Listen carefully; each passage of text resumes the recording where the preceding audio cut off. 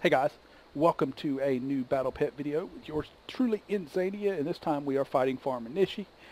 She's a Grandmaster in Pandaria. We are going to use Anubisath idol with Crush, Sandstorm, and Deflection. We're going to use a Menagerie Custodian with Zap, Shock and Awe, and Ion Cannon. For the Custodian, you can use the Menagerie, any mechanical really. You can use the Custodian, you can use Mini Thor, you can use your Dark Moon Tonk, Dark Moon Zeppelin. Basically just about any mechanical will work in this spot. I just like the Menagerie Custodian for his Shock and Awe and his Ion Cannon. So here we go.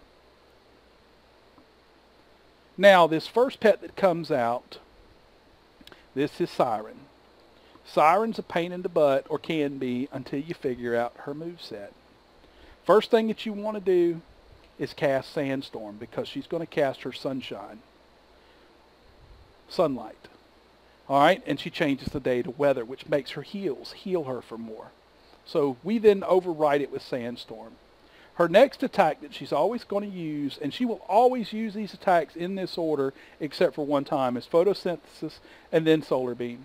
So we're going to crush her, because she's going to use her heal. She's going to put her hot up. We're going to crush, and now we are going to deflect her Solar Beam. At the start of the fight, it's always in that order. From now on, she will generally Solar Beam once it becomes available.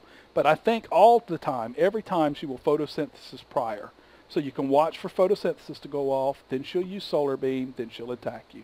So we now have a couple free rounds while she's recovering from Solar Beam. Gives us 2 free attacks on her. And we're going to hit her both times. We got good there. Good deal. Good deal. Alright, now she's back out.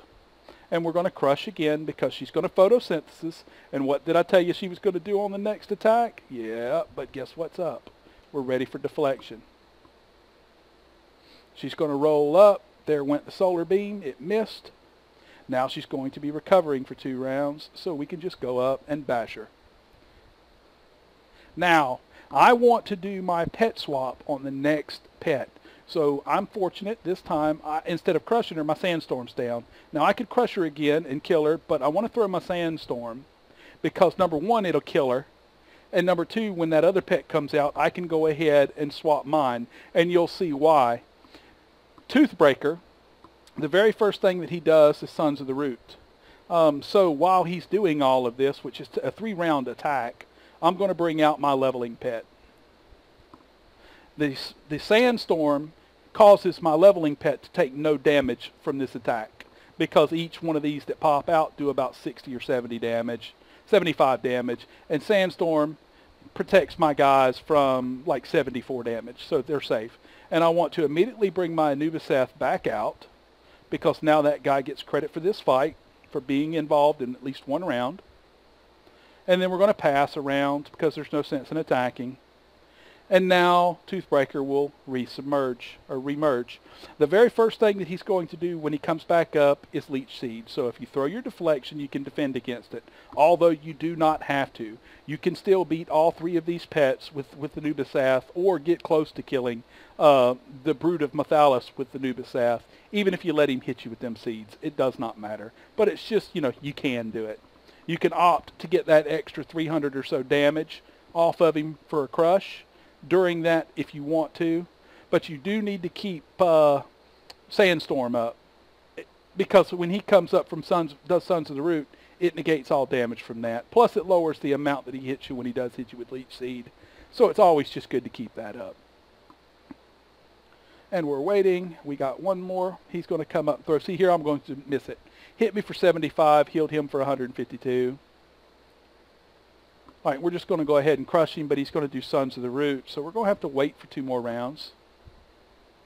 And then when he comes up, we'll smack him with another crush and finish him off. And we're going to pass this next round. And I need to get my Sandstorm. I actually should have used Sandstorm there. But we're going to pop Sandstorm now, since all he can do is his little basic heal. And it should finish him off.